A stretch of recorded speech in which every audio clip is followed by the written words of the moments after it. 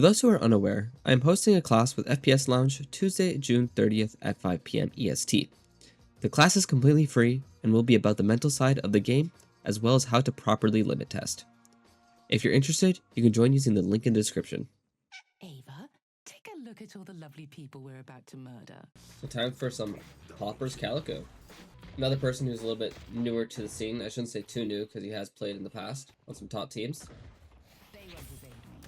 But he's come back into the game.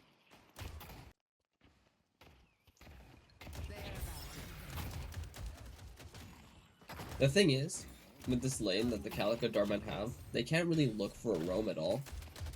Because if they do, the Great Talent and the Silver is going to be able to put pressure on the person who's solo laning. And neither the Calico nor the Dorman individually have the most wave clear, or the best wave clear.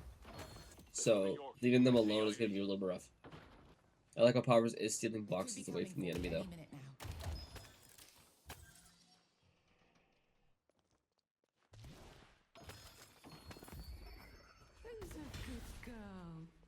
Yeah, it's good. They made sure to push out the wave, and now because they pushed out the wave first, they created themselves a window, and now that the wave is...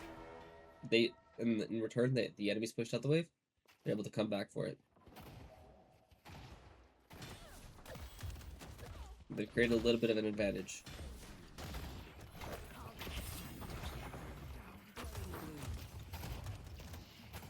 You can see it in the money. Silver's a little bit lower. No deaths, no nothing.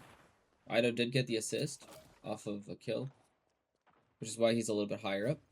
But generally speaking, Poppers and Zeno were able to box farm a lot better than the other two were. Which is allowing them to sustain a little bit better into this lane. And what it also does is it creates a space for... It creates a timer where Poppers and the Doormen are going to be able to get their ults online earlier, which they can use to create an advantage and maybe possibly get a kill. I'm going to see if they play their ult timers here.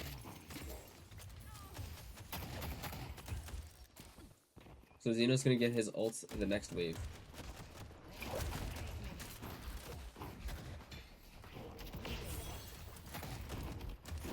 And you can see that they're putting the pressure on early, so they can do it.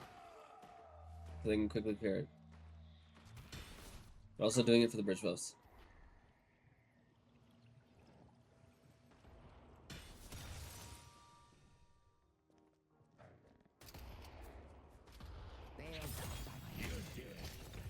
Nice, forces the Deuce ult out. This relieves a lot of pressure in that left lane.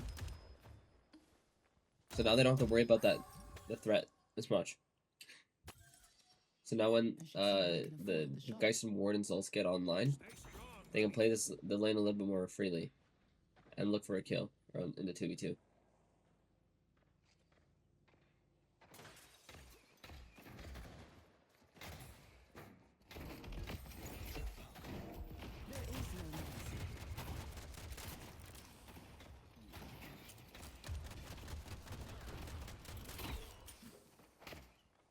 Good damage on the mid lane. Mid lane Guardian.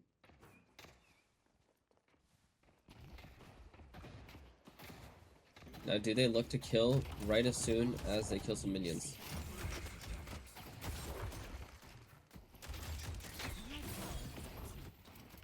Okay. This was actually a mistake. It's very, very slight. They should have paid attention to their ult timers a lot better. If they cleared the wave quickly and focused it, they could have been able to turn on the Silver and get the kill. Because Poppers would have had the ult, allowing him to burst down the Silver. But now the Silver is able to come back healthy.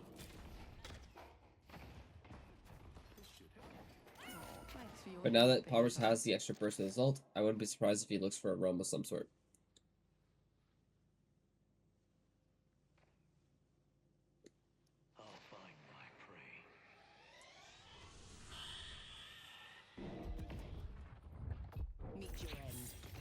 Oh, he doesn't know. That's the most annoying bug. But he does put pressure on the Great Talon while in burn. I like this though. Nice, good kill. Good communication too. To work with competent people. Xeno calm that he got the silver. Poppers comes back and they get the burst off on her. Because of that kill, they're able to get the Guardian. It's nice. Good simple play.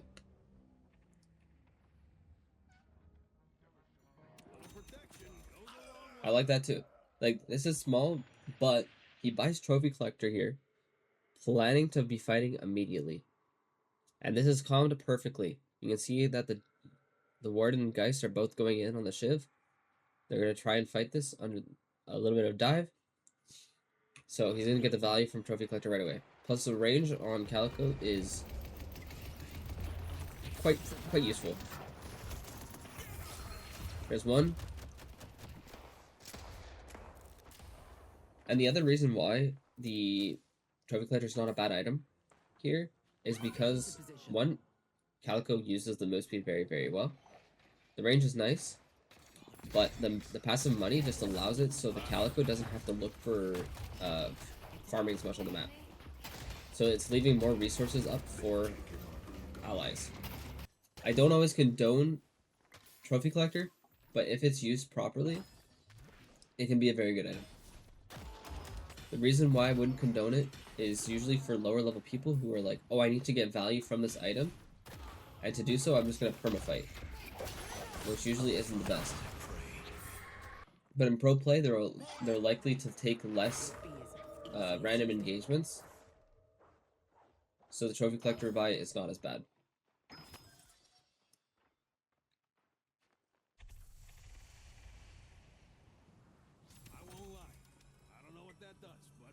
And funny enough, the job of the Calico this game is to put constant pressure on the Grey Talon. She's gonna try her best to make it so the Grey Talon has to think twice about popping the ultimate. As much as she can, at least.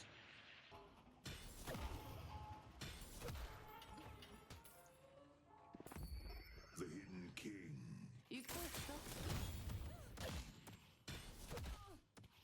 There's nothing really on the map to do, so they're just farming.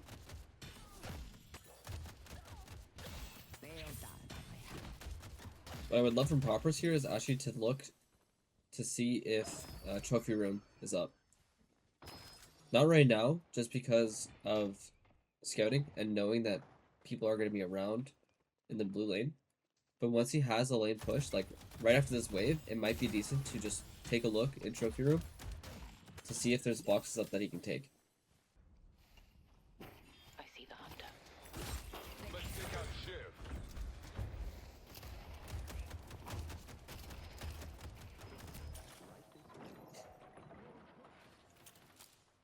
Yeah, he's constantly just looking to put pressure around the map.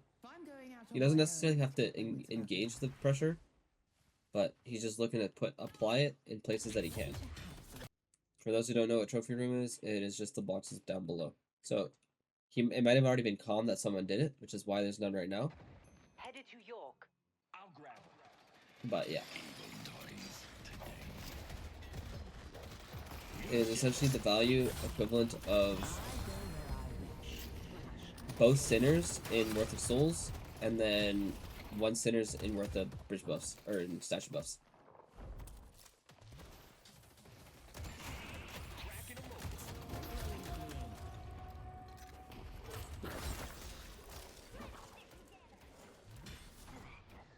This engagement is solely just because of Earn. They want to create some space on the map. So they're taking this fight because FPSL already created the space on the left side. So by creating space on the right side, it can allow for a free Earn.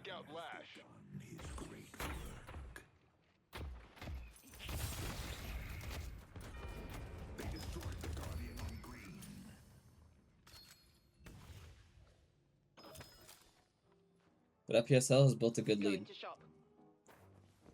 It's not simply off kills, this is just off better macro. As you saw before, Poppers was able to steal a bunch of boxes, create a lot of space, and because of that, they're slowly whittling down melee creeps. Yeah. Again, what happened here? The Billy cut off the wave, like the Shiv went to cut off the wave to help the wave push. So the Billy did the exact same to match it, so they couldn't apply the pressure. In blue. Let's take out Lash.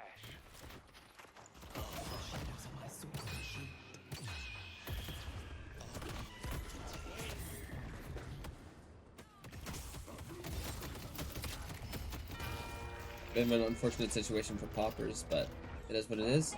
And they should be able to get the walker, but Ivy might be flying over to go save that. Which is exactly what's happening. Good job by Leffa for recognizing that. But yeah, you can see that because FESL picked up the yard, they were able to guide people around the map. And because of that, they were able to apply pressure now on green and yellow, and now looking to apply it on blue. The streets are mine to prowl. And just like this, they're actually like creating a lead up to close to 10k. The urn has been dropped.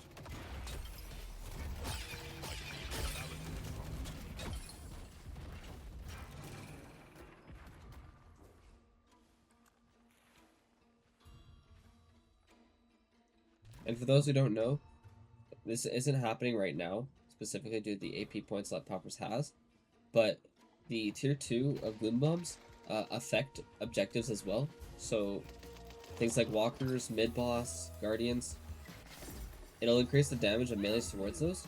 So sometimes there's a mid-boss cheese where people will put 2 points in their Gloom Bombs and just punch down mid-boss very, very quickly.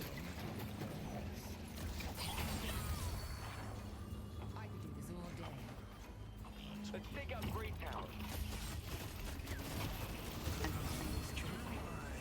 And this is a great fight from FPSL.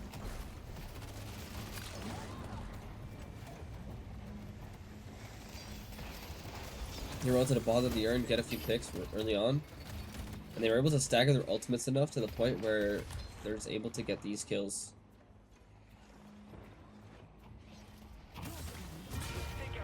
Oh, close. But now that he like that Poppers has died, I'm actually going to talk a bit about the draft as well. I don't normally do this, but I think it's really, really smart from FESL. So what they did is they actually suffocated John John out of his hero pool. So they took John John's, they banned the Mirage, they took the Venator, they took the Warden, they took the Geist, and John John isn't quite the most confident, or doesn't have the most confident Wraith out there. So instead they put him on the Lash, and again, his Lash isn't as great as his other characters, and because of that, they said he's playing on a less comfortable hero, which essentially gives the advantage to FPSL.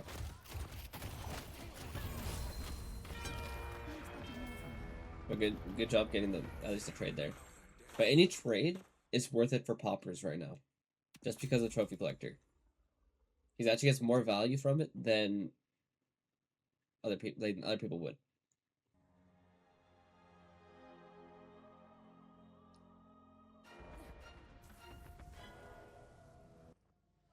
There is no mercy. Yeah. Right now they're just chilling, nothing to play for. Next turn's in about a minute, so they're just chilling.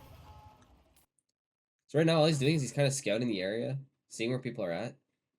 So then he gets called over by the Geist to be like, hey, Victor's overextended, let's look for a fight.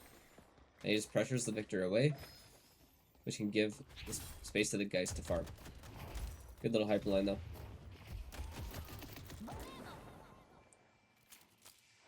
But after they hear the Ivy ult, they're forced to back off. Favor you are a dear. The Geist is in a little bit of a precarious position, but should be okay.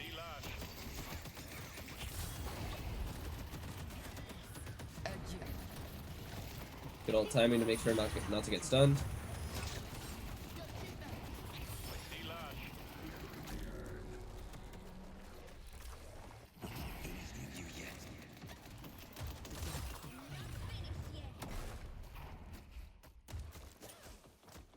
They're each taking their own isolated fights, which is a little bit awkward, Catch me if you can. but this actually benefits FPSL a little bit more.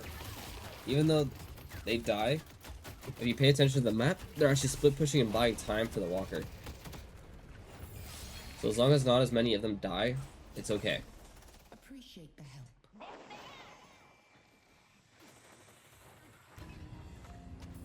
So yeah, they only lose the Geist in the end.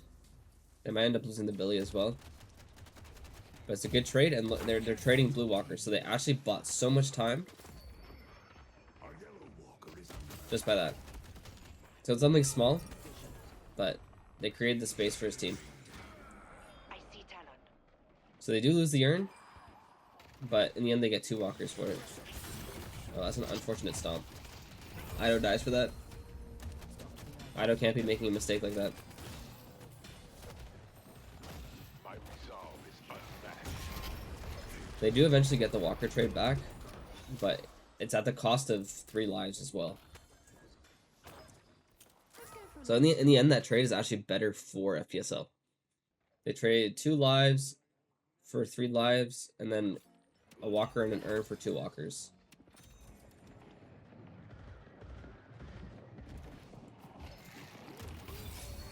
Make that 4. Now that was quite lovely, wasn't it? And I love this aggressive mid-call. But you see, now that the Calico has the 2 points in Gloom Bombs, they actually shred this. So instead of looking to shoot it, they're just punching it. And they're melting it.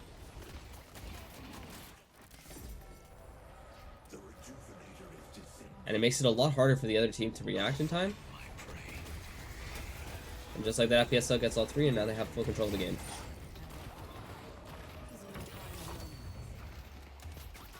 They have metal skin. From me. And I hate this Doorman character because he can just do that and brings his whole team to safety. The whole point of Calico is to create space. You're looking at their backline, putting pressure on them, and at the same time you're just looking to create space due to your mobility. Yeah, Ido picked up GT a while ago, maybe a few weeks ago, 2-3 weeks ago now. I think he picked up. Because GT's kind of a broken character. Not like insanely broken, but he's quite good. Another reason why this situation is really good for FPSL, excluding everything, is that the entire time they were pretty much ahead money-wise. As a team that has 3 M1s, they scale a lot better than Melicus does. And by denying a lot of the scaling heroes in the game, and then playing the early game well, they were able to create a really big lead, and now they're sitting very comfortably. I like this too. Arctic Blast's new buff recently, or like relatively recent buff, that just makes it so they can't use movement abilities for a bit. Or, sorry, have the stamina regen and the stamina, like, denied. It makes it really hard for people to play around. So not only is it like a free burst, it's doing a lot. Yeah, they would, yeah, exactly. They want to trade the rejuves for the shrine and just like pushing down. So you can see that they're playing like a 5-1. And now that they have both ways pushed, or all 3 ways pushed, they're taking the fight. So they're just, the minions are slowly going to take everything. Oh, nice hyperline.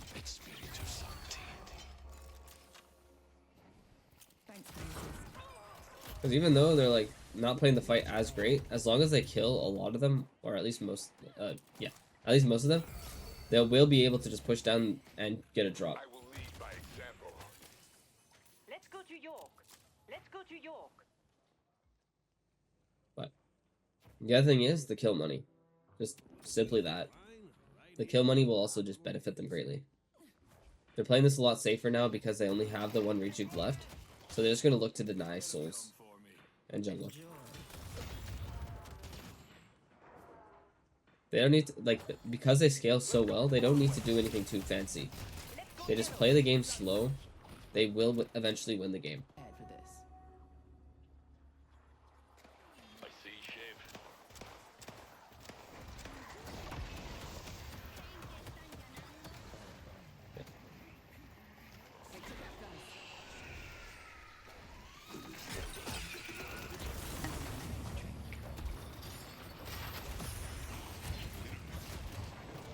Good little combo.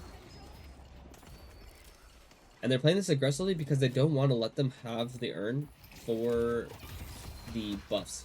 So they're just doing this to deny everything. So now, after playing that fight, they get the kill. Now they can look to take the urn and confirm it. Because melee creeps isn't as incentivized to take this fight as much because they're down players. But if they were to let them grab the urn and then look to like deposit it, it's going to be a lot more difficult for FPSL to fight it because of all the resistances that it gives. Sure, they might win the fight, but they're going to lose out on a lot of souls, or a decent amount of souls.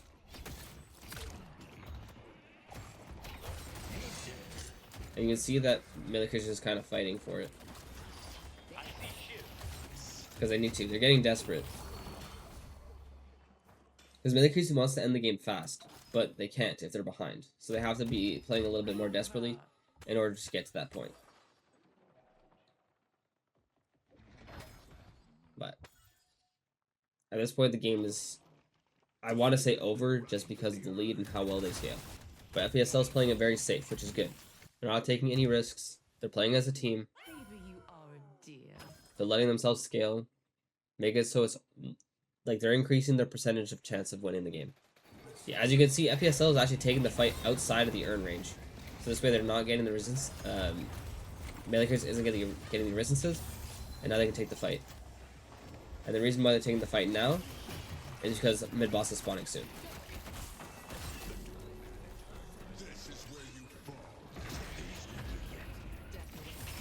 So by the time this fight is over, they'll be able to do a split on mid-boss and push their base.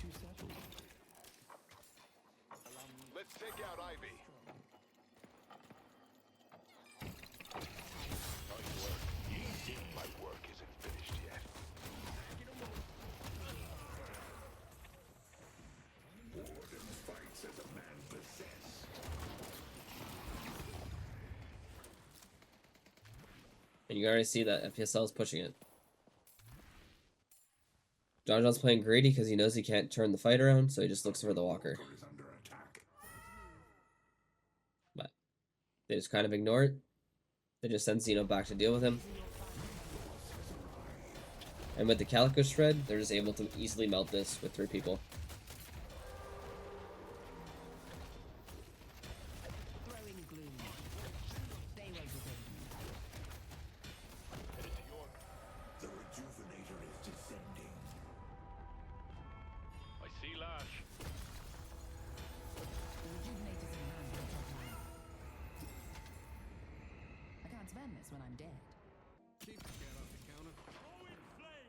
I'll talk about Scourge again. I believe it to be one of the most underrated items. It's a fantastic item. A lot of pros will build it, but even then I think it's underrated. Lower elos especially will not build that item, forgetting what it does. But having that extra bit of debuff resist on a character that wants to be diving in their face all the time, it's great. It makes it you harder to peel. And then you're also going to be a little bit more tanky as well. And just having a % damage AoE around you, fantastic. Because he's eventually going to be building into escalating exposure as well, which pairs very, very well. Because he's going to have both Torment Pulse and Scourge to proc it. And he doesn't even necessarily need to use it on himself either. He can put it on the Billy, who's going to be frontlining for the most part. He can also even put it on like the Warden, who's going to be running at people with his ult.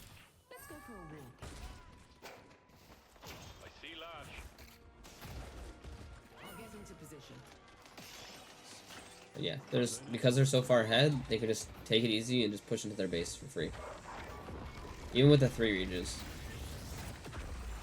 They're not playing too scared, but I like how he's playing kind of hidden, because he wants to play for the backline. And it's kind of the only way that he's able to get back there. Even though he does end up using a reju, they have to use a lot of cooldowns on him.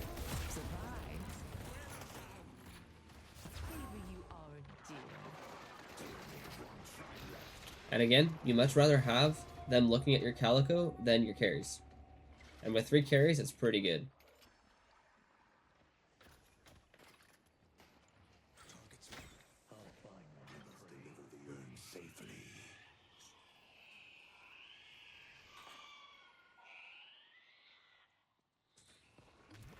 Thanks for your help, Ava. Good hold from melee creeps in the end. But FPSL's just good. Wow. FPSL's just gonna play for the urn. see if they can bait out a fight. Because the only way melee creeps is coming back into this game is by sheer luck, to put it simply. But they need to get a lot of picks. It's gonna be a very difficult task for melee creeps to come back.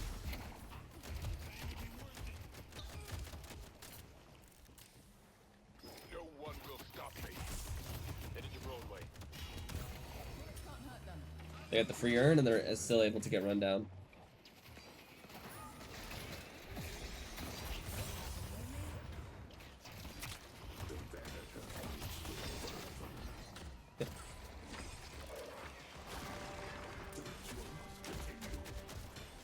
But that's just good discipline from FPSL. They didn't play anything too risky. They took it slow, made sure that they were able to just slowly win the game. They knew their win con was just getting to the late game. Calico just enabled them getting there.